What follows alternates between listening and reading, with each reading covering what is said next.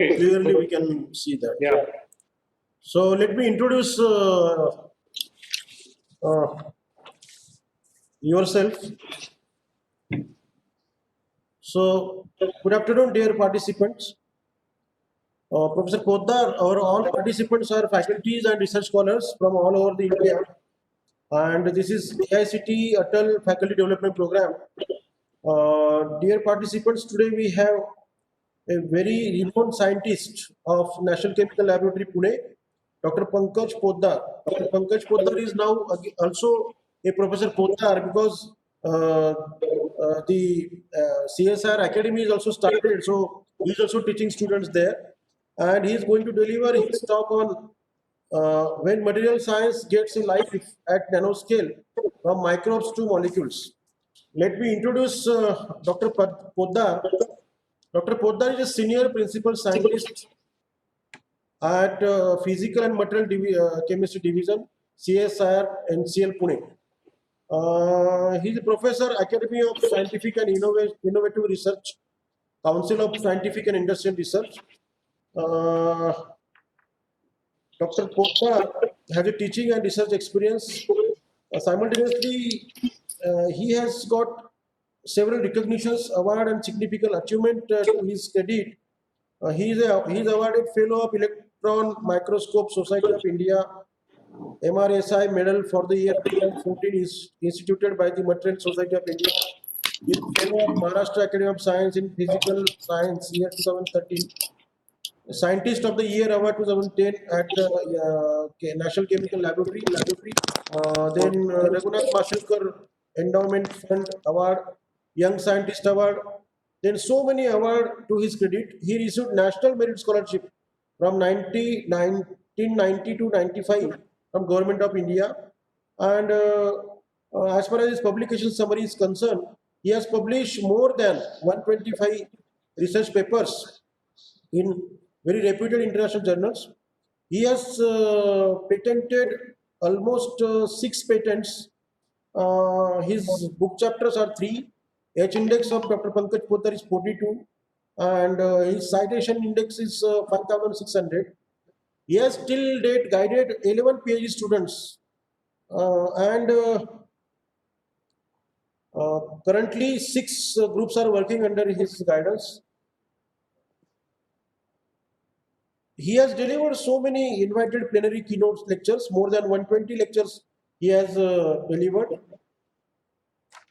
He is a reviewer of many international reputed journals.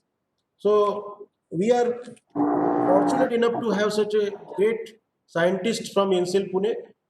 We welcome on behalf of VNIT Nagpur, AICT, and on behalf of all participants, Dr. Poddar, we welcome you and we request you to start your talk. Thank you. Thank you, Professor Sonavane. In my association with my host today, Professor Sonavane is very, very old, and we are actually very good friends. And he was the only person who introduced me to beautiful campus of Nagpur. And he actually invited me several times. And he is almost like a family, actually, because the bonding becomes so strong. And sorry for the background noise because there is some drilling going on here, and I hope you hear some background noise.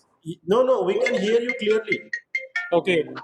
Okay. So this topic I selected, which perfectly suits the theme of this meeting, and it is also close to my heart because this is the work which I started when I joined at NCL. And there almost five PhD students from my group. I'll be showing the data of those students. Let me show there some of the faces.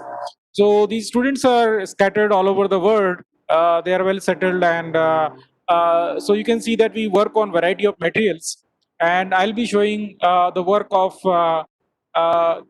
these three students. Actually, I'll not be showing the data of these two students, but it is also relevant to this meeting. But I think that is more than enough. So these three PhD students as well as these two PhD students, and so that is what I'll be showing, and my presentation will style will be simple enough that everybody can follow. So if you cannot follow, then please don't hesitate to ask the question. And because it is a faculty development program, so we are all anyway equal. So we are at there is no difference in the anywhere.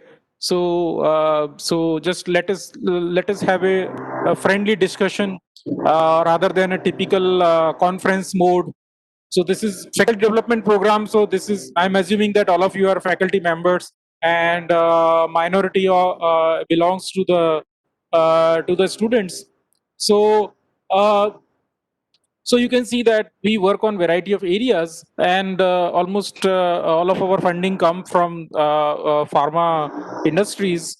So when I started my group 15 years, more than 15 years back at NCL, we had focus to learn from nature. Focus was green chemistry, actually. So how because if you see, the chemistry is really going in a wrong direction. I think all of you will agree with me, in a very very wrong direction, and we get the products, but we do not know the environmental consequences, and most of the time we do not care whether it is, these are all most of the polymers. We never provided a working solution, a sustained solution, that whether we can carry forward this kind of a chemistry in future.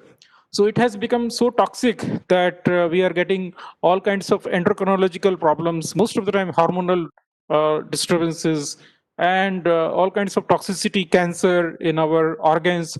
So I always joke with my chemist friends at National Chemical Laboratory that chemists actually give good business to medical science scientist or biologist, because synthetic chemistry creates a lot of problems on this planet, and it is giving a lot of genetical problems. Already the lot of genetical problems in Kerala and other places due to uh, pesticides, actually harmful pesticides, and many drugs, and many things. Actually, I mean, it's, I think, a big scam, I can say that, because it was the race of industrialization, and everybody wanted to race. Every country wanted to get developed faster than the other countries. So that mad race from the governments was actually that drove scientists. So scientists basically get mandate from the government, and government get mandate from geopolitical situations, and that's all drive. Actually, I tell you honestly that drives the science. Actually, science is driven not to understand the study the nature. Science should have been, earlier mandate was of science was to just to study the nature. It was not to make something and sell something and show the balance sheets, and that craziness that everybody wants to show something, everybody wants to sell something. That's the main problem. And everybody, and scientists never take ownership of their products. Suppose I develop some product and I die after that, and my product is already in the market, and if it is spoiling the health of millions of people, who is to take the ownership? Probably many people got profited financially in between. People got patents and everything, papers and everything, awards, honors, everything. But ownership, the poor people or scientifically. I mean, everybody doesn't need to know scientific jargon, the society at large, but they trust on us. So this topic Professor Sonamane has selected, I want to thank again. I mean, again and again, it is so important topic. Actually, it's one of the most important topic, I would say, that for sustainable chemistry. So what should we do? What is the middle path? I mean, we cannot stop the so-called developments, even though we don't need many of the products. We lived millions of years without most, actually, probably more happily without this modern chemistry and modern physics and modern technology. and modern process engineering, but we are just have become more consumer slaves, actually slaves of Amazon and Flipkarts and other things. So we earn, and we are basically supposed to spend money, and we need to fill petrol and all kinds of things. So these are the crazy realities. I think all of us understand. We need to just earn more and more, and we need to just buy more and more. So it's a consumer driven thing, and balance sheets and all crazy things. Anyway, so what can we do? So there is a lot of focus from learning from nature. So that was the earlier focus. So there are two ways one can learn from nature. There are two processes which we implemented in our laboratory. This is the first part of the talk, and second part I will go to the another green chemistry techniques actually. You can see that here I show some microbes, and microbes, there are two ways microbes can help us, and it is already there in the nature. See, microbes are very smart in dealing with the toxic metal ions and cations, anions, and all kinds of oxygen states. And believe me that we are 90% microbes. Out of every 100 cell in our body, 10 only 10 cells are human cells. 90 cells are microbial cells. Okay, so I'm actually 10% Pankaj as a human. 90% I'm still a microbe. So 90% talk, the credit can be given to microbes. Okay, so so microbes can go in two ways. So they can basically uh, chew on these hard rocks, okay, and they can mill them down, and you can see a lot of these activities happening in the marine environment. And if they like, it's a top down and this is bottom up, so they can take toxic ions and they can convert them into some inorganic and organic hybrid materials. Simultaneously, they can, suppose you see payloads, basically suppose you see some structure, man-made structure or natural structure, inorganic material, large rocks or some pillars in the sea, there is always a sea erosion. And if you see the ships, hull of the ships, you will see always there is a lot of damage over a period of time. So nature has its own way of dealing with the things. It's all entropy driven, and finally, everything has to be get reach to higher disorder and disorder. So when you assemble these things, that means you are assembling some kind of order. So one of the earliest clue came from this paper, which was published in Science in 1979. And what you see on your screen is a magnetoctic bacterium, and what you see is basically it's an organic matter, obviously, because it's a bacterium. In the belly of this bacterium, what you see is the intercellular synthesis of ferrite nanoparticles, which are magnetic nanoparticles. And you see beautiful chain of these particles. And these are nanoparticles, believe me. And these are individual particles are highly, highly crystalline. Okay, atoms are nicely arranged in a periodic lattice, and they have very good magnetic properties. So they are better than what you can make in a chemistry laboratory. Suppose I have to make the same material in a chemistry laboratory, I would require a lot of combination, permutation, tuning the tuning the precursor synthesis, concentration and temperature, pH, all kinds of things actually. Okay, I have to worry about nucleation growth kinetics. All of you are aware of that. Many of you are chemical engineers, so you know the complexity of thermodynamic and kinetic controls of nucleation growth of matter. So it is being synthesized without any external help. Another remarkable thing you would like to note here is that here these microbes are found in freshwater lakes where the concentration of ferrous and ferric ions is in micromolar, and that is very surprising. Now you have macromolar or even lower concentration of these ferrous and ferric ions in the lake water. And what is going on? How on the hell this microbe is selectively letting those ferrous and ferric ions, or one of the, I will tell you some interesting things later on.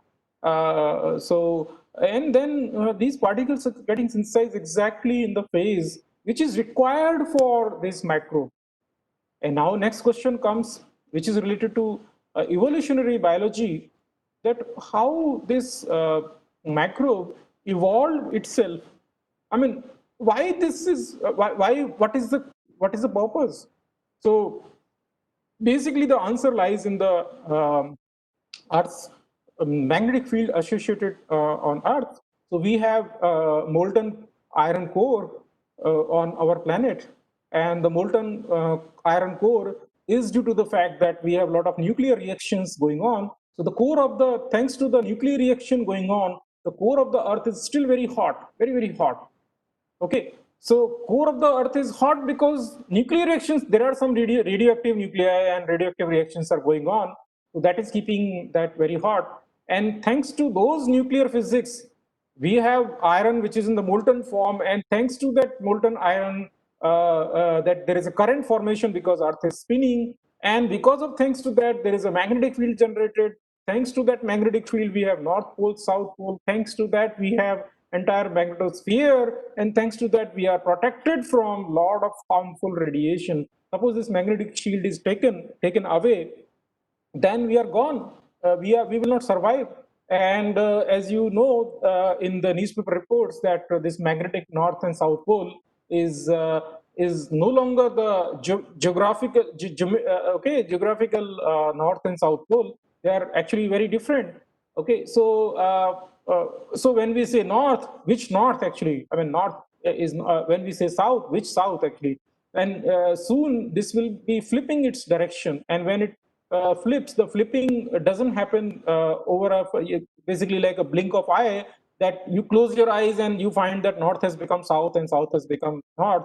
It will happen over a period of several hundreds of years, and that period is going to be very devastating for the planet, because Earth will be exposed to all kinds of harmful radiation. Earlier it happened several times, but probably that time this multicellular organism such as me and you didn't exist. So I consider when I walk on when I walk, when I'm in walking meditation, I consider myself not as a Pankaj. I just consider as me myself as like a consist of Lego blocks actually, like a assembled body somehow, like a assembly of cells, which is just walking somehow.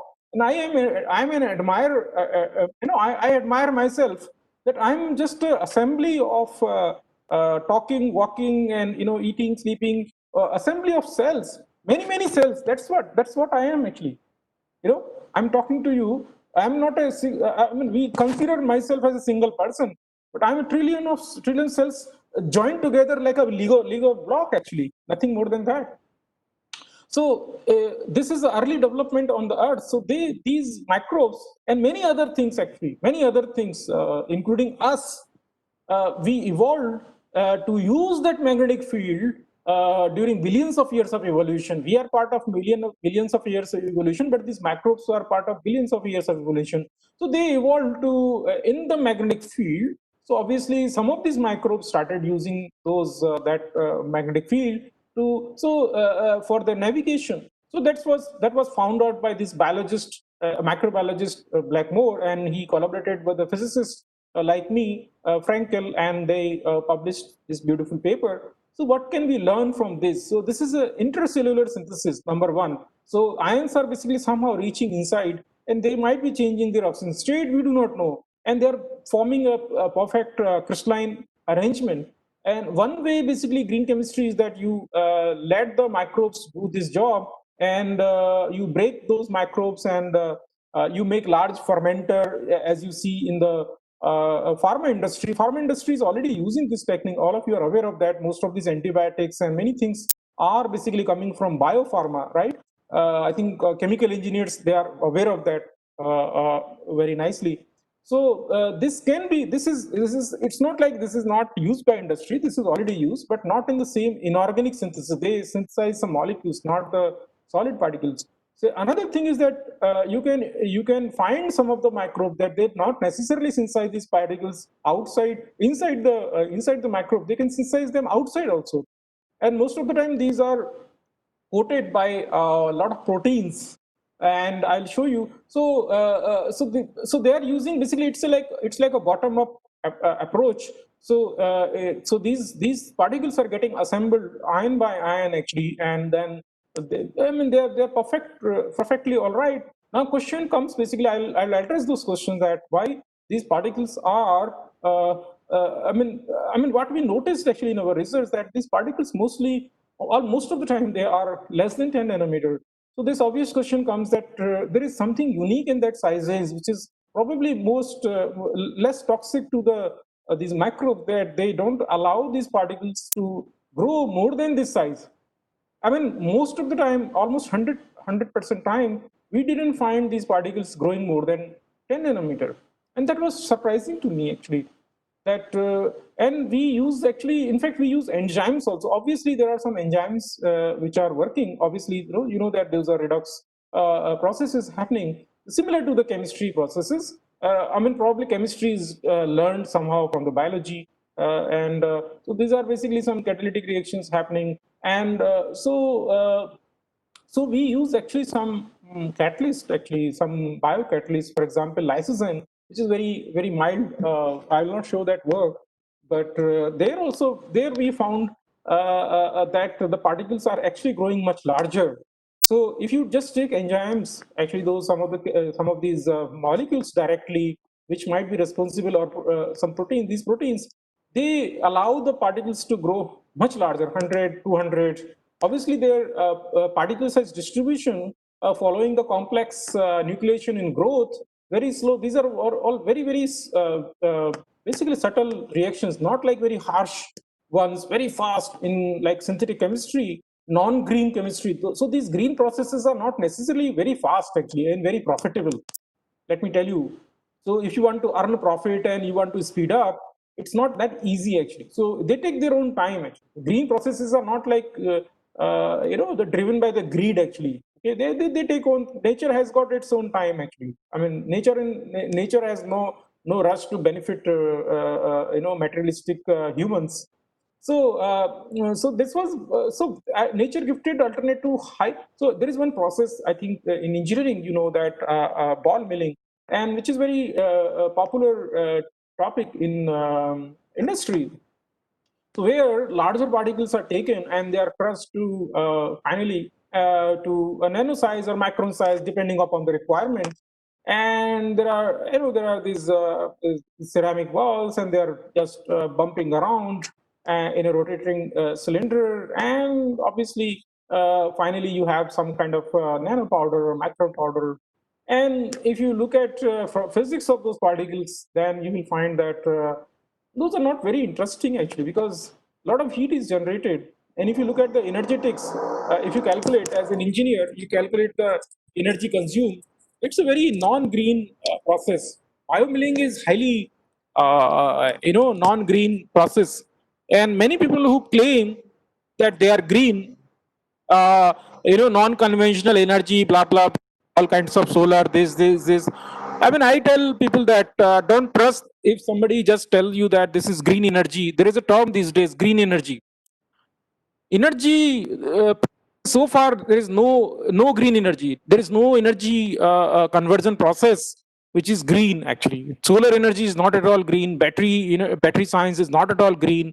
They claim that it is green, but it is not green. So green has become also a way to fool common people actually, and we scientists should not actually do that. We should just to some funding. We should not do that. We should take ownership of our science.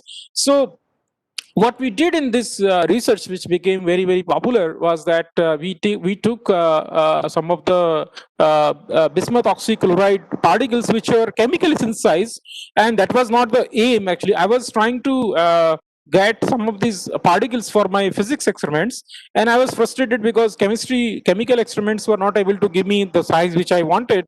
And I was very new at NCL, and it became very interesting that I asked one of my colleagues that, can you give me those particles? And he gave me some of these very large. You can see this scale is around 200 nanometer, which is very large for a physics person. Actually, I wanted something which is almost you can say that almost 20 times smaller than this, actually at least 20 times smaller, but they were 20 times larger sizes. So what do? I brought those particles back to my laboratory, and then I asked students. Actually, one of the physics students, she's now a faculty member in State University, New York, Buffalo.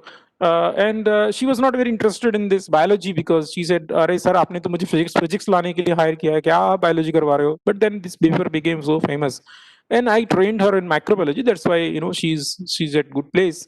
Anyway, and then she obviously she went to some other education also. That is also credited. So if you see the picture A, that's pinkish suspension. So it's like, you throw the dust in water, so it all settles actually. Okay, it's a cloudy suspension or settlement or whatever you call it. There is no there is some of suspension, some suspended particles, and most of them settle in the okay, at the bottom. And if you see, while B and C, you see that it is getting more and more some kind of translucent. That means particles are becoming smaller, and light is getting scattered. You have Rayleigh scattering, and then particles are suspended, and so you get more or less like, the cloudiness is gone. So what we fed these larger particles to fungi, which was thermophilic fungi, and we just waited over a period of time. And if you see that after these are fungal mycelia, if you see this, so after 18 hours, those particles, started. These particles, they are quite squarish, and if you see that these particles are getting fragmented, actually, you see this lot of damage is happening actually. Okay, so these particles are becoming smaller and smaller, and if you notice this, and then you can see that particles are becoming further small. And if you see this histogram, that average particle size has come down to 50 nanometer, and it was around half a micron. Actually, this is already 0.2 micron, and the particle larger than this. So if you wait for sufficient long time, I mean, this fungi was not optimized for this purpose. So obviously you can do some genetic engineering and you can optimize the fungi, but it was not optimized. That is a disclaimer.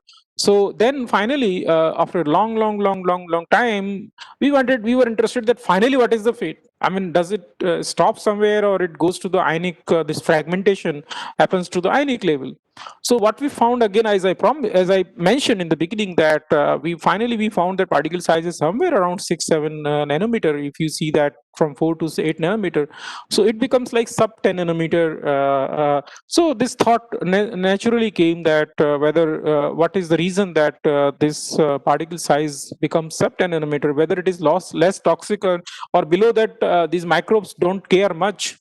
And indeed it is true actually that and it becomes like a molecular, similar to the proteins. Actually, some of the molecules, so you know that width of the DNA is around 2 nanometer. So nobody knows actually that these small particles, whether uh, I mean, what is the fate? And in this process, these particles are heavily coated with a lot of extracellular proteins.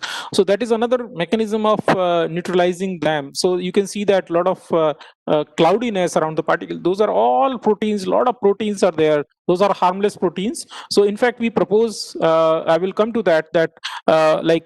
We took zinc oxide, large particles, and then we could make and then we use baker's yeast actually. process, and iron particles also, and then we and then it created huge amount of proteins naturally. We just no nothing, we didn't interfere anything. So Baker's yeast grow, it's very harsh, it can handle harsh environment. All of you know that. I also bake bread at my home. I think most of you must have handled Baker's yeast. So that is not very it can handle any it can handle very harsh environment. So so that can be like iron and zinc fortified proteins. So I proposed that as a bio supplement recently, but my health got little bit disturbed, so I had to dump that. I didn't follow up that project, but it's a very good project. Actually, some of you wants to take it.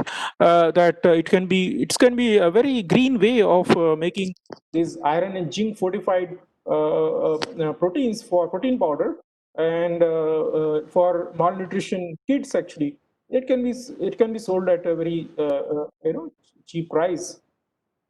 So this is one of the way that suppose you replace with this iron oxide. So you have this a lot of proteins also, and then you have nanoparticles of iron oxide, and that can be like a supplement actually of iron oxide supplement. You can see these particles are really very small. So this is what you see on the screen, on your screen, is a single particle. Uh, so as I promised you that we tried that with so many materials. I have no intention to show you all these particles, but naturally this curiosity was there in our mind that if you have any question, you can ask me about the details of these processes, because you may have some questions. So because it's a very beaten research in our lab, so we answered almost all the questions which we ourselves raised and reviewers raised. So next question was that, so now more material science question comes that, you can ask this question from several points. If you are a chemist, you can have a lot of chemistry questions here. I can answer those questions. If you are a physicist, you can ask me physics questions. If you are a chemical engineer, you can ask me chemical engineering question. If you're a biologist also, there are cell biologists, there are proteomics. You can ask me questions. This is so interesting problem that anybody get connected with this actually.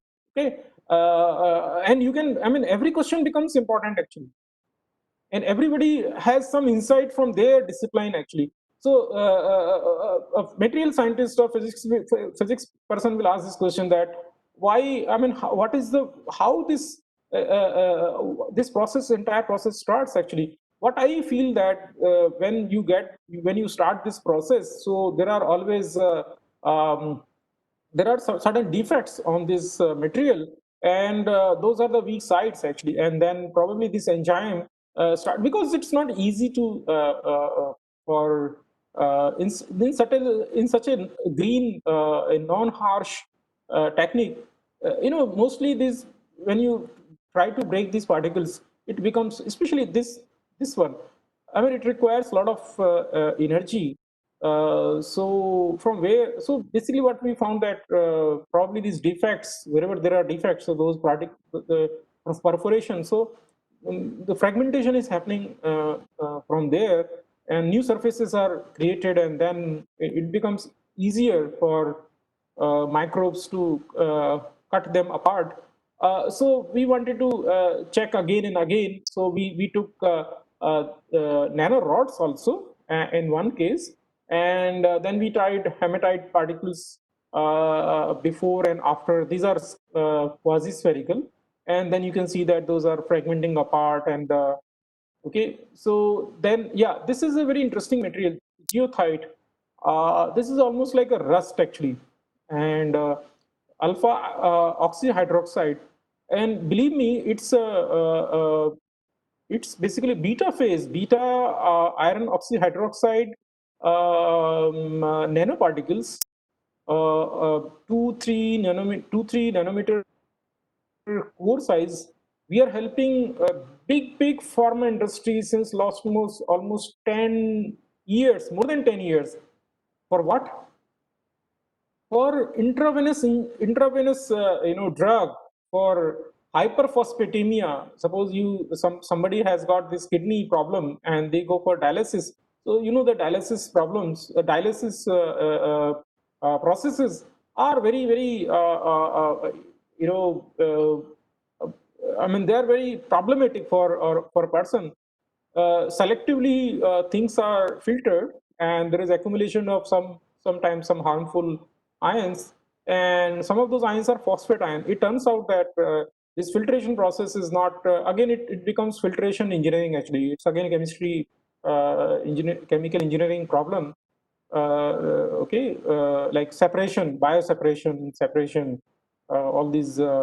So it turns out that it is not as perfect as it sounds. So the phosphate concentration in the blood start increasing. So so they give this iron supplement, and this is one of the most safest iron supplement, iron oxyhydroxide. So there are so many iron supplements. Suppose you take orally, so there is nobody has a problem, and there also there are reports of toxicity, right? And there are deaths also in kids. So for adults also, it's not recommended that. So if you are injecting this, and that too for American citizens, you know, FDA, US FDA, you know that how strict they are. You know, already the Ranbaxy problems. So this is very every pharma project in our lab is highly sensitive. Okay, especially for the US market. So we work on very sensitive projects, mostly anti-cancer drugs and many other things. So this one, many people approach. So we have developed a very high quality skill in our group because we have been working almost for several pharma companies for the same thing. So these are actually sugar coated for pharma. So these are actually core size is it's very stable form, and so it is in inorganic core and organic shell. So these are carbohydrate mostly, like dextrose and maltose or something. Different markets have different kind of coating. So and so those one vial of injection, I think cost almost 40-50,000 rupees. Okay, okay, it's not cheap. So so iron basically binds with phosphate ions, and then those are taken out of the body, and also it acts as a obviously as a for anemic patients, for mothers, and for other anemic all anemic patients. So so so those processes are chemical processes for synthesis, which pharma company is using. So what we thought that why don't we use some of the uh, uh, these green processes. So we just this was a proof of concept. Don't think that it cannot be taken. Like you can take bulk matter. You don't need to take nanorod. Okay, this was just so you can take a solid rock of this material. You don't need to take nanorod as a starting material. We took nanorod just to demonstrate there is a size change. Okay, you understand the intention of taking the nanorods, because we wanted to prove that how it is chopping even asymmetric structure. So we purposefully took the asymmetric structure.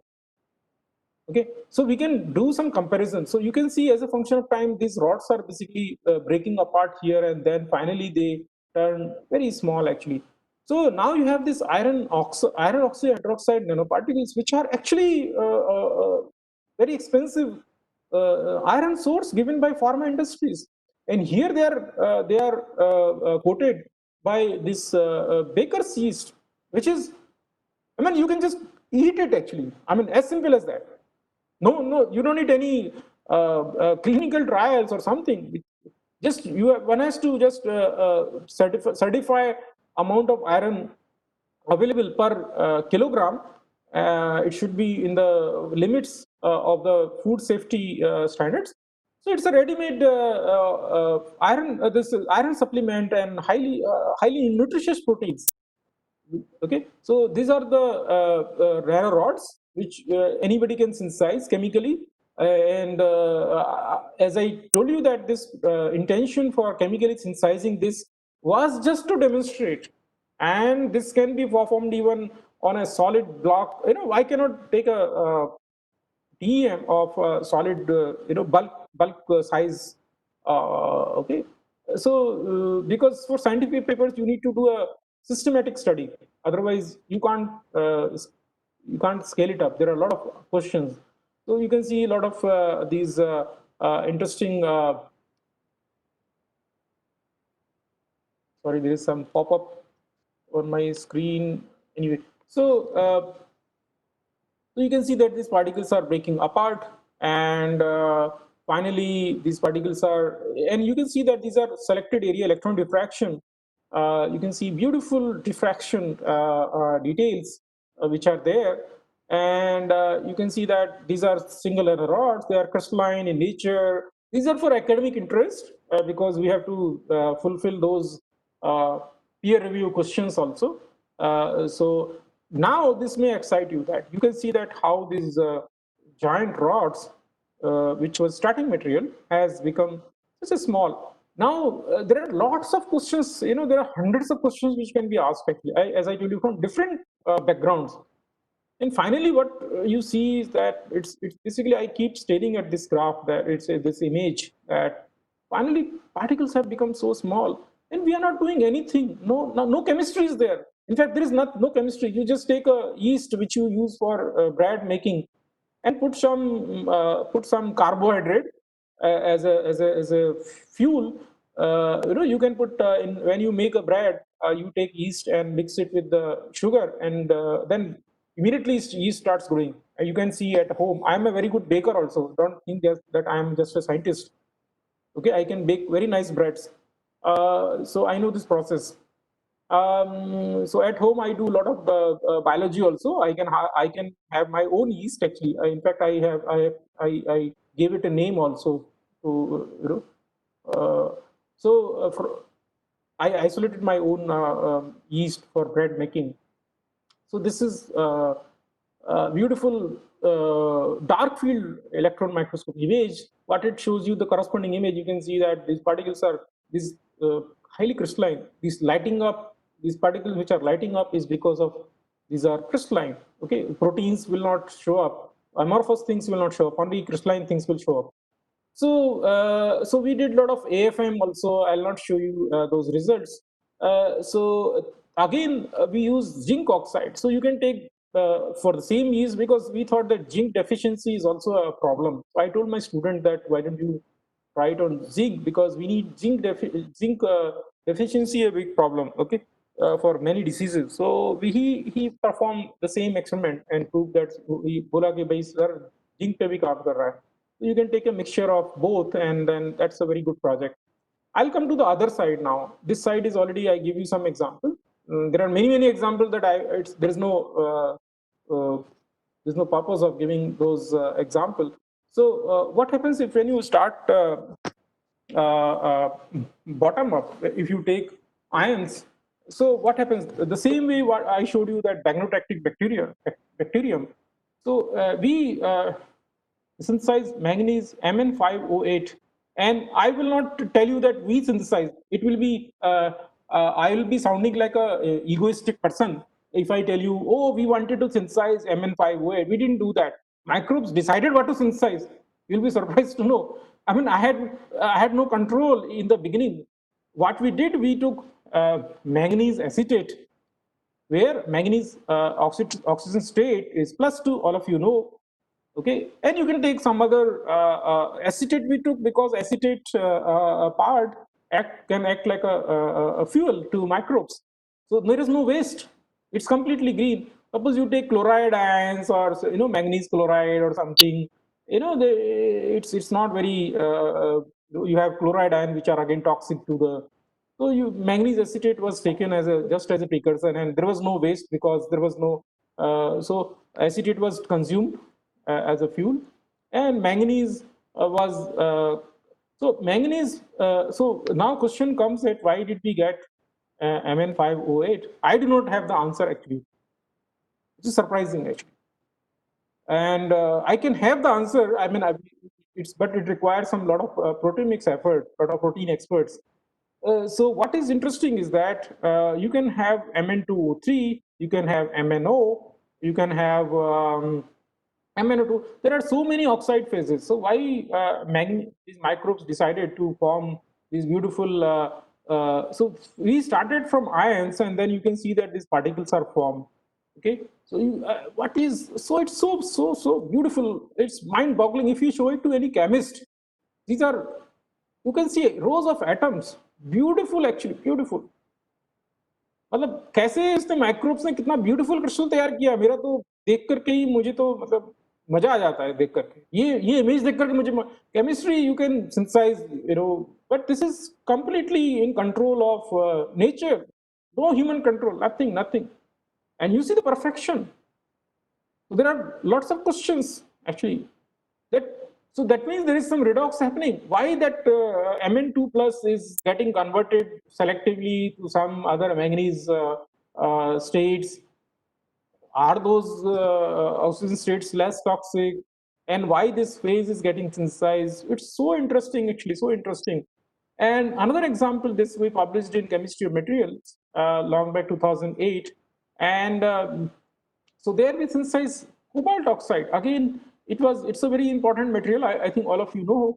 There again we saw beautiful single crystallites. You can see that, and it was featured in on Nature India. And then what we went another step ahead as scientists. We wanted to just not. I mean, there are two sides of this research. One is basically you study the fate of ions, cobalt ions or manganese ions, that what is happening to those precursors. Another part is that what is happening to those cells. भाई cell का क्या हो रहा है, cell मर रहे हैं, जिंदा हैं, उनका कुछ शेप चेंज हो रहा है, वो क्यों कर रहे हैं, उनका भी तो कुछ खोज खबर लेना चाहिए ना। हमने तो उनका खोज खबर लिया ही नहीं, तो हमने सोचा यार उनका भी देखना चाहिए, उनसे भी तो पूछो कि भाई आप क्या कर रहे हो, क्यों कर रहे हो। तो हमने उनसे भी बातचीत की, देखो कि उससे फिर और एक और बहुत बढ़िया पेपर, उसमें बहुत बढ़िया रिसर्च सामने आया। तो you can see that top image, it shows these are best, they were actually marine bacterium, they were actually, I think, Brevibacterium casei. So they were synthesized by this Ashwini, the scientist. She synthesized these compounds. He's my student. He is now a faculty member in a central university. And then I had to collaborate abroad because that time I didn't have magnetic facility. So that was the only reason that, apart from that, he humbly, actually, he's my old, he told me that, Pankaj, I don't have any contribution, so why are you giving the name in the paper? So we collected, that time we didn't have MH magnetization facility, so one data came from there. She's my collaborator in biochemistry. So you can see that these are microbes which are happy microbes. Okay, these are not exposed to those toxic salt. I request Professor Sonavane to alert me when it is time to end 10 minutes before, so that I can summarize it. So please alert me at least 10 minutes before. So I'm not in a rush. I can summarize it nicely. No So problem. Please carry on. Please carry on. yeah. So what you see on, I'm going slow as a discussion. I'm not going very fast actually. So that you understand it nicely. So what you see on this screen, let me change this.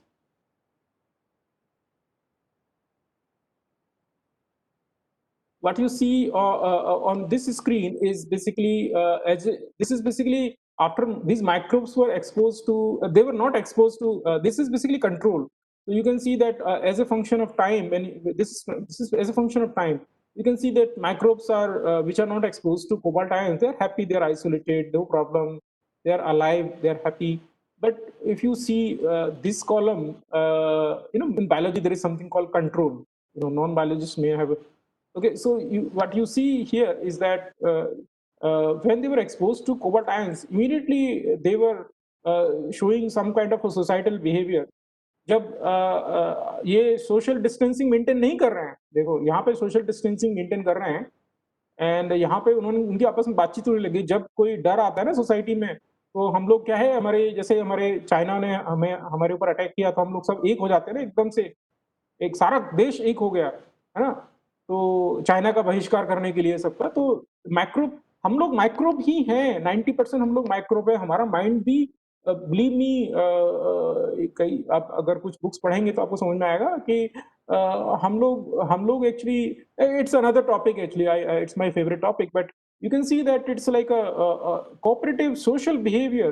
So they tell each other that let us come together. So this behavior was studied by physicists of uh,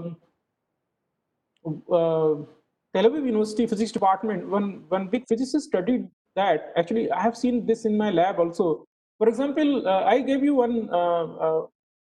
Microbiologists may know already that suppose you leave some microbes in a petri dish, and you leave some food, some malt or something, and you go home. You put that petri dish with some microbes, colony of microbes on the shelf of the laboratory, and then you go home, and then if you come after 15 days, because these microbes will start growing, and they will consume most of the food, and they will sense कि अब खाना खत्म हो रहा है, हमारा खाना खत्म होने वाला है, तो क्या करेंगे वो, basically they start forming some kind of a fractal structure आप गूगल कर लेना जिनको पता नहीं है. Fractal structure is basically there is a mathematical dimensionality there. So those patterns are any dimension you zoom or zoom in or zoom out, those things look they maintain their geometry. For example, you look at the a tree look like a giant leaf, and if you zoom on tree, a branch looks like another tree, and then leaf itself look like a tree. So, and also coastal line also, when you start zooming coastal, if you look at from satellite, a coastal line, it looks like some arbitrary some line. If you zoom on it, it still look the same, teda meda type ka.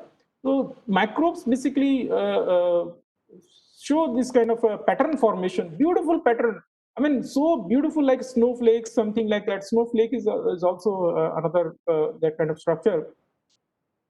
So there is some mathematics, beautiful mathematics actually there. Beautiful mathematics. They follow some intelligent mathematics. Not here, but it's not the ideal example because we basically disturb these conditions. But if you don't disturb the conditions, then they will follow. I mean, you keep other parameters. That's why I told you that go home, forget about petri dish.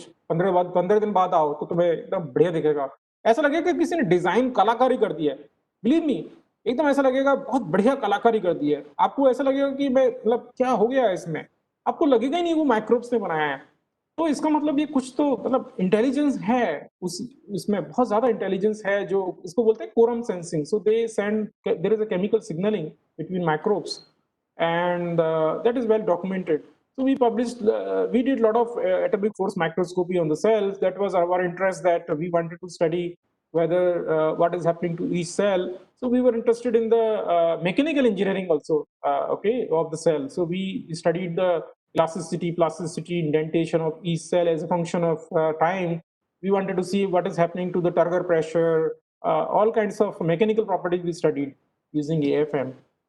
Okay, so and we found profound change in the cell wall as a function of this toxic behavior, normal versus this. And then we extrapolated this work to cancer cells also, but that is out of the syllabus today because I'm supposed to speak on green chemistry only. So that is another example of green chemistry. This paper appeared in JAX. Again, it was highlighted almost in all major newspaper of India. Even I didn't know who published that actually. Somebody used to come and tell me that. I mean, so these are students. Vaishaki is now a professor. I told you that she is in a US. She's a, and Umesh is a faculty member. Imran is in AMU.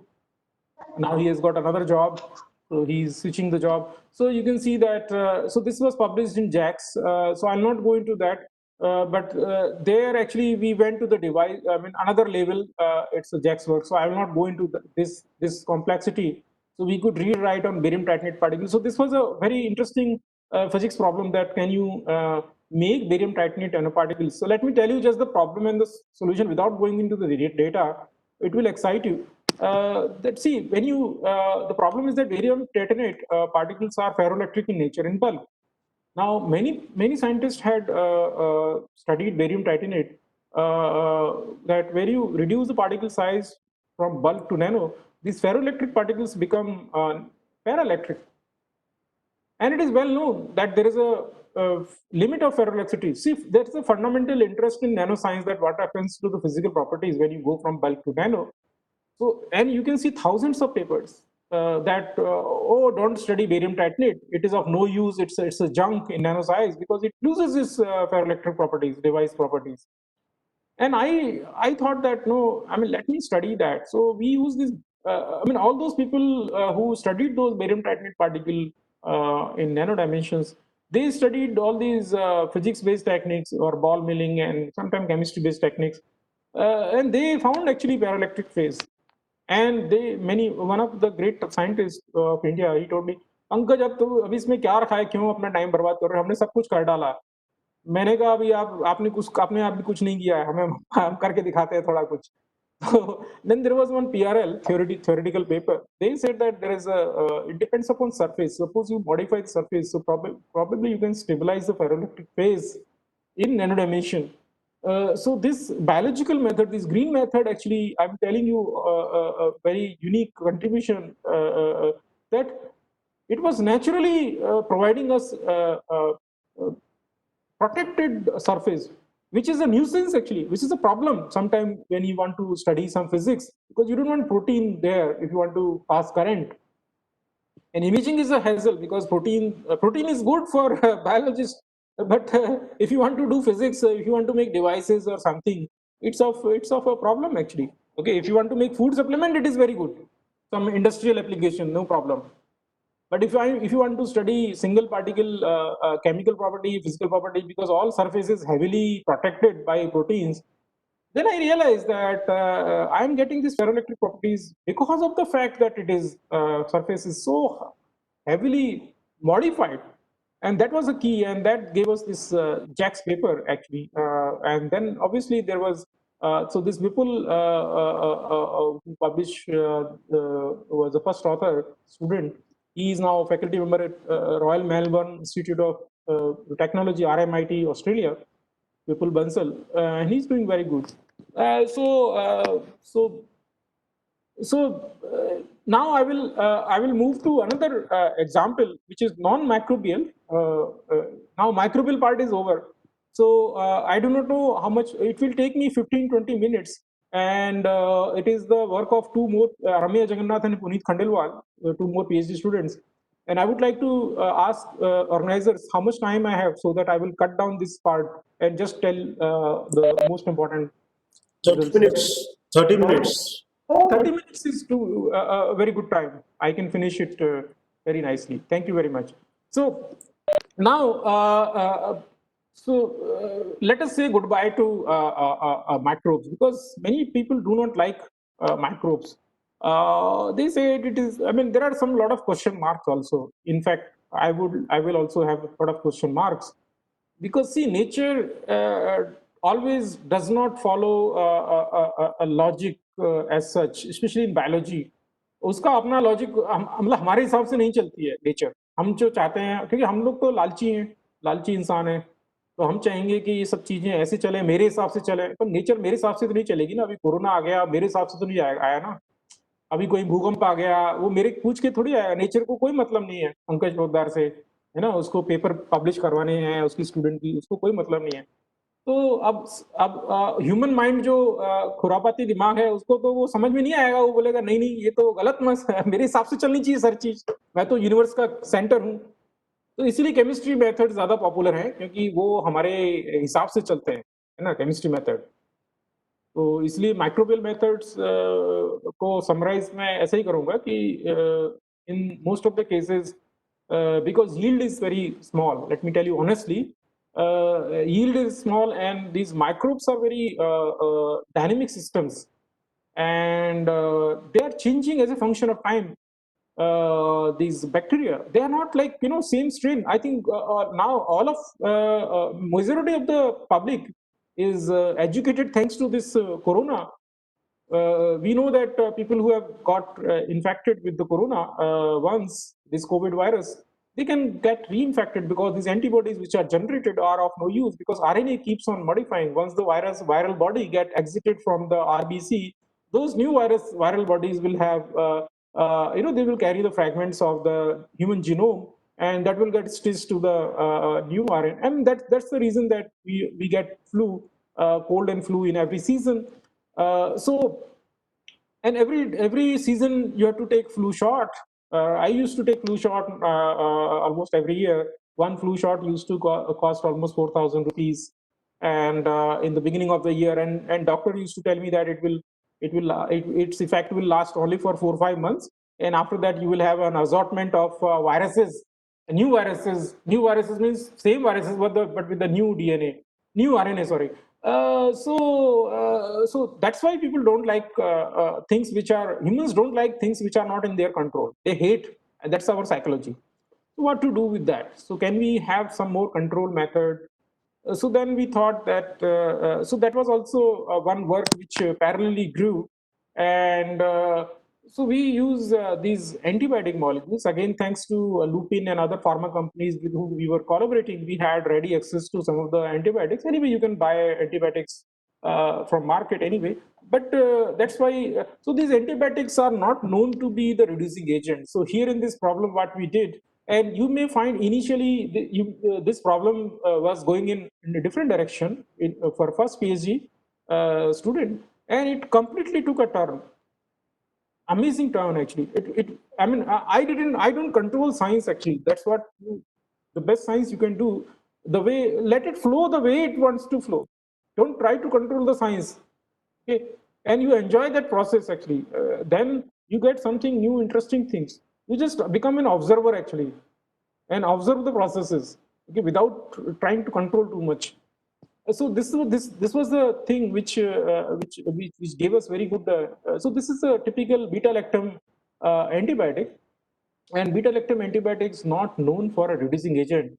So here what we, this is cefalexin, but you can take cefaclor and many other beta-lactam antibiotics. And this beta-lactam ring is very weak actually. The beta-lactam ring, this is beta-lactam ring.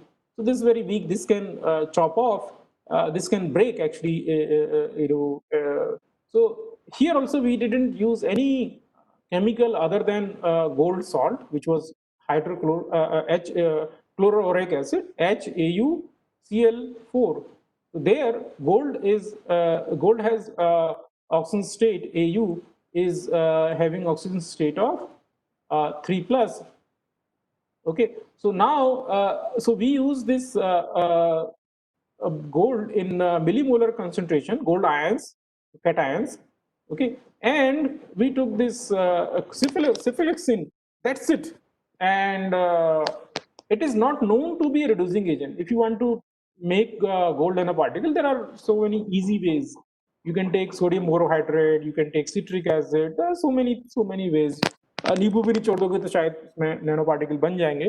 Gold के नहीं बनेंगे, silver के तो शायद बन जाएंगे, gold के भी शायद बन जाएंगे.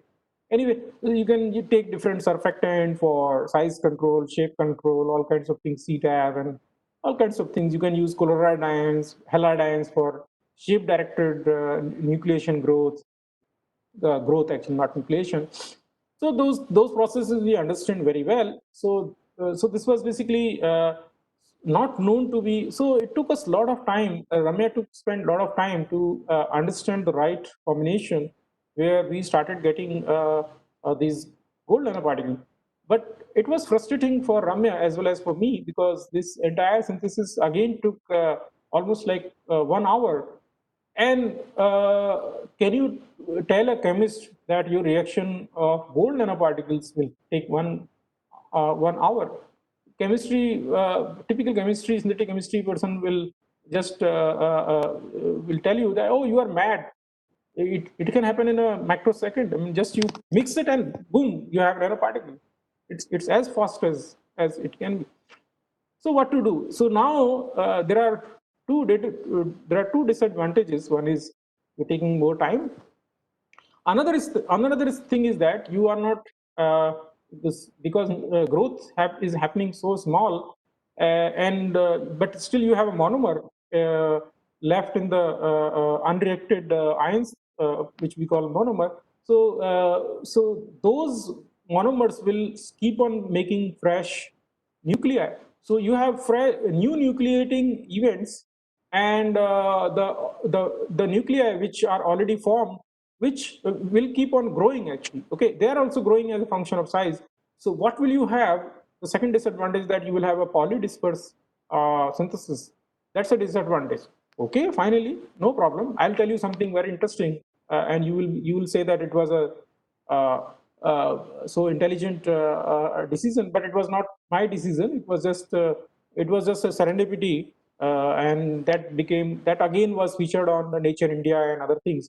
So you can see that obviously it is a UV visible absorption spectroscopy, and we get typical plasma resonance peak, absorption peak, which is very typical for gold nanoparticle.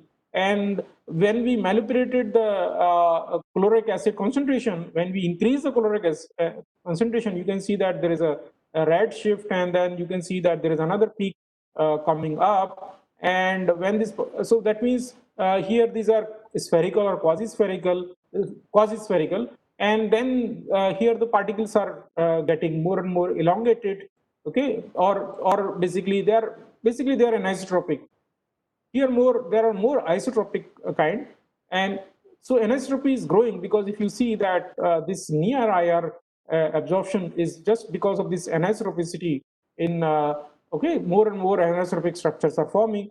So and you can see that here we are increasing the chloruric acid concentration. So now what we are doing is basically for when we increase one molecule of HAuCl4, for each one gold, we are basically increasing 4 chloride ions. Okay, for each addition of gold atom or gold ion, we are getting 4 chloride ions actually.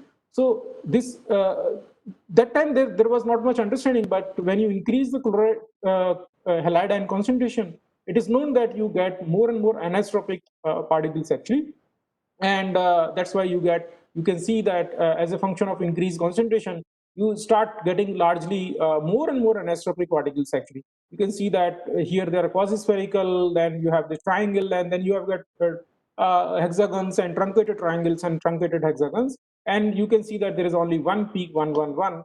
Fine, actually, and then this we didn't understand in Ramya's thesis, and that became a subject of a big thesis, patents, and lot of very good papers. So you can see that there are small particles which are forming. Okay, so what these particles are doing actually here, why these particles are forming here, and you can see that you can see the bent contours. You can see these fringes actually.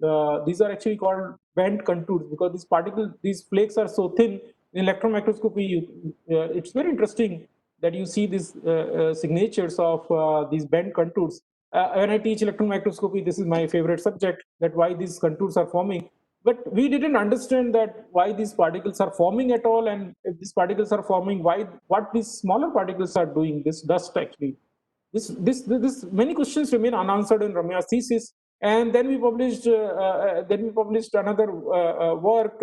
Again, anyway, in this work itself, we basically took two parts of this molecule, phenyl glycine molecule, and then 7-ACA.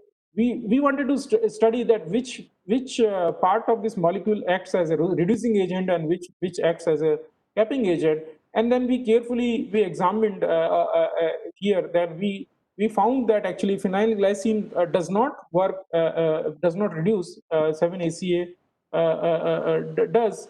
So as we found out that, see, you can see that this part does not, no reduction taking place, but 7-ACA does. So because people were asking question that you have such a big molecule, so which functional group is acting? So there are so many groups. You have this amine group, and then you have another this sulfur here, and then you have this carboxyl group. So finally, we realized that this group is. Then this puzzle finally was solved much later by a DFT calculation by one of my postdoc. That was another nanoscale paper. So then we did some other very fundamental work actually, that we wanted to study those particles in situ as synthesis is taking place. So catching nanoparticles at birth and afterwards. So we decided that we will shine the laser, and then I did this experiment again, Lake of Facilities, Martin's lab actually in US, and his student, and he's a professor at IIT BHU. So then he's my student. So then I went to US and then I did this experiment light scattering. We didn't have that that high quality light scattering at most places in India. It was early 2007 2008. You can see that it is 13 years back. So there actually we found that that we are getting two concurrent. This is very interesting for chemical engineers actually. I think Professor Sonawane will be very much interested. So this is a chemical engineering problem actually, that you can see that this is hydrodynamic radius, a nanometer, logarithmic scale, and this is incubation time. Okay, and these particles are growing as a function of time. You can see that this is a very slow. So what we did, we took a reaction vessel and then we basically started. So here reaction is basically particles are growing. As I told you that this reaction takes a long time. So that was basically a blessing in disguise, that it took us some time to shine laser, and then basically we shine some laser, and then here we put the detector, and then we started studying actually using laser light scattering, that how the particles are growing. So it was a static light scattering experiment. It was a very difficult experiment. It took me long time. So we did at different temperature, 15 degrees centigrade, 25 degrees centigrade, 35 degrees centigrade. A beautiful study. You can see that there are two populations actually. There are bimodal growth actually. One is basically these large particles, which I have already shown you, which are called, we can call it nanoparticles. But these are not nanoparticles, right? These are basically sub-nano. Now, if you ask any chemical engineer, he'll be surprised. If you know Oswald ripening and all those processes, these particles have so much of surface energy. They should not remain stable in the suspension. What are they doing? पहले तो हमें डर लग गया यार, ये क्या है, क्या आला बला है, हमें बिल्कुल समझ में नहीं आया। हमें तो डर लगा कि हम समझा नहीं पा रहे हैं इस चीज को, तो बिल्कुल समझ में नहीं आया। तो हम हमें समझ, हमको लगा कि ये शायद एंटीबायोटिक के मॉलिक्यूल क्लस्टर हो गए।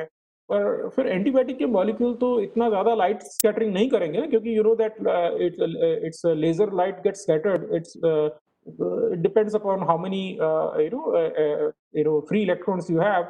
If it is metallic particle, you have more electrons, then you get more signal. So definitely, because of such a large signal, we knew that those are not low Z elements. Carbon वगैरह तो नहीं है, मतलब antibiotic molecule तो नहीं है, क्योंकि light scattering इतनी अच्छी कर रहे थे। पर वो समझ में नहीं आया। तो you can see another thing which is of interest to the chemical engineers और chemist, and this puzzle we are not able to solve, and then again our interest got diverted. If you see at 15 degrees centigrade, at low temperature, you see that see, this gives you a very good clue, and it is very similar to the formation of this universe actually. Yeah, I mean, you can see that this what you see on your screen, I think if you are looking at from your mobile phone, you can zoom it. I would request you to zoom this area, and if you see that this is a triangle, okay, and what you see, this triangle is basically self assembly of smaller particles. And if you see this triangle, and now question comes that why these particles are self assembling in a triangle actually, why not in some other shape? And if you see इसके पीछे एक और triangle है, और हमने बहुत सारी ये चेन फॉर्मेशन भी, ये तो खैर बहुत इतना अच्छी इमेज नहीं, हमने बहुत देखा कि ये चेन फॉर्मेशन भी हो रही है ट्रायंगल की, बहुत लंबी चेन बन रही थी, बहुत लंबी, और भी बहुत सारी इमेजेस हैं, वो एनालाइज भी नहीं किए हैं। And if you zoom them, you find that these are not single particles; these are aggregates of much smaller particles. So much smaller particles are basically aggregating first. So that gives us a clue that that how these particles are. So मतलब nucleation growth कैसे होता है? हम traditional way में हम ये समझते हैं कि एक न्यूक्लियस बनता है या न्यूक्लियाई बनती हैं, उसके एक बनने के बाद में फिर एटम ऐड होते रहते हैं, फिर पार्टिकल ग्रो होता है। यहाँ ऐसा नहीं हो रहा है। यहाँ पर ऐसा नहीं है कि एक पार्टिकल, एक न्यूक्लियर बन गया और एक सीड बन गया, उसके बाद में वो, जैसे नैनो पार्टिकल का ग्रोथ हम समझाते हैं कि भाई उसके बाद में फिर वो पार्टिकल धीरे धीरे ग्रो हो रहा है, जैसे मोनोमर ऐड हो रहे हैं। यहाँ पे वो नहीं हो रहा है। यहाँ पे मतलब क्या हो रहा है कि बहुत सारे जो न्यूक्लियाई हैं वो इकट्ठा हो रहे हैं, समझ में आ गया, और इकट्ठा होकर के फिर वो फ्यूज हो रहे हैं हाई टेम्परेचर पे। अगर हाई टेम्परेचर में 25 पे देख लो, ब्यूटीफुल है, यहाँ पे एकदम ऐसा लग रहा है एकदम फ्यूजन हो गया है। बल्कि if you see that there is a electron microscopy में यहाँ पे कुछ मेल्टिंग टाइप की भी हो गई है, सरफेस मेल्टिंग होकर के राउंडिश हो गया है, right? You can see this roundish, it should not be that roundish. That means obviously surface melting point is much lower than the bulk. So you can see there is so much to learn actually when you look at these green methods, because there is so much of time which you get, and you can see that there is no surface plasmon resonance peak, which I showed you earlier. That means absence of that means the particles are not metallic. So these particles have become semiconductor. भाई gold तो metallic होना चाहिए, और उसमें वो plasma resonance peak आती है, और ठीक है ना, यहाँ पे एक ऐसे पीक टाइप की आती है, ठीक है। और यहाँ पीक नहीं है, इसका मतलब ये क्यूबो क्राइटेरिया, नैनो साइंस में सबसे पहले लेक्चर में क्यूबो क्राइटेरिया पढ़ाया जाता है, ये क्यूबो क्राइटेरिया है, right. particle size when it becomes smaller than it should be larger than kbt, but when it becomes smaller than kbt is basically thermal activation energy at room temperature, then basically you have basically discrete levels. So this gold can also start behaving like a dye, actually dye molecule, and so this can start behaving like a fluorescing dye actually. तो उसके बाद में ये रम्या की इसमें रम्या ने ये model दिया, and then came actually entry of another PhD student, and he reluctantly took this problem, and 2 years he was angry with me that क्या सर ये boring problem दे दी है. Okay, now he's a postdoc in a top basically medical school in US, Puneet, and this basically this green chemistry gave us a clue about last frontiers of inorganic chemistry. So we were working somewhere here. So nano chemistry तो यहाँ तक खत्म हो जाता है, 1 nano तक, यहाँ तक nano chemistry है, यहाँ पे molecular chemistry start हो जाता है. So basically what we were doing unknowingly, हम लोग बिना जान, हमें पता भी नहीं था, हम लोग यहाँ खेल रहे थे, हमें पता भी नहीं था. मैंने कभी इस फील्ड में काम नहीं किया था पहले, कभी भी. मैंने उसको ध्यान से देखा वो टीम इमेजेस को, तब मुझे समझ में आया कि यार ये कुछ तो यहाँ पे तो गड़बड़ चल रहा है. तो हम बेसिकली ये वाली साइंस कर रहे थे, ये वाली. नॉर्मली नैनो में क्या होता है कि आप यहाँ पे ये बेसिकली ये इस पे काम कर रहे हो, तो है ना. तो basically it's called cluster chemistry, cluster physics, and it is it's very old science, but mostly theory people used to use that because it was very difficult to make metal clusters. So then we published a lot of papers, and then we used them for some sensing of some ions. We started focusing on these quantum clusters, where this gold atom, number of gold atom is 8 atom or 16 atom or 12, like you know about magic numbers. So there you have to start from basic inorganic chemistry, that how many atoms will become a matter. When we say condensed matter, actually that's the question. So then so anyway, so then we published this paper in nanoscale again. So there basically we used it for cellular imaging, because they were fluoresceting actually. So these gold nanoparticles start behaving like a fluorescence dye, like a quantum dot. So somebody has raised hand, somebody has questions, so you can unmute yourself and ask question. So so there we use yes, question. Uh, Dr. Poddar, thank you very much, because here also some power issue is there, and Oh, time is also going to end. So can we take hurriedly some questions? Can you go to chat box so that you can read out few questions? Yeah, I'll take the chat box. Finally, let me end it in 2 minutes. 2 minutes only. So then, basically, we made. You can see that we could use these gold quantum clusters as a fluorescent clusters actually. And so then we use curcumin also, haldi, and to make some of these quantum clusters. And then we wanted to study how the protein, the Alzheimer's disease, we had some interaction. Anyway, so this has a great future here. This is other work. So I will stop sharing. So I would like to conclude with this thought that this quantum cluster chemistry is really so interesting that we hardly know anything about it. So with this, I would like to thank my students again, who have contributed at various stage in this work. And they had a lot of patience with me and with the science both, to carry out this very nice work, and they got profited also because they had nice career, I believe. So with this, I will end my interaction, my lecture, and then I will take some questions also. I think there are some questions are there. Yes, I'll be able to, I would like to take questions It now. was very interesting talk, Dr. Poddar, and There is some power failure, huh? yeah, I'm You are confident sitting that dark, huh? it was very interesting talk, Dr. Poddar, Thank you, and thank you. I'm confident that all the participants must have enjoyed because I can see comments that very informative, very nice session, yeah, excellent session. So thank you very much, and Thank dear you. participants, as Professor Poddar suggested that we have a long association, we are a family friend, so I am very much happy today to have Professor Poddar for this expert lecture. You can please take few questions. Yeah, so I can maybe, I don't know whether participant can unmute themselves, so I can see the chat box. I see appreciations, less questions actually.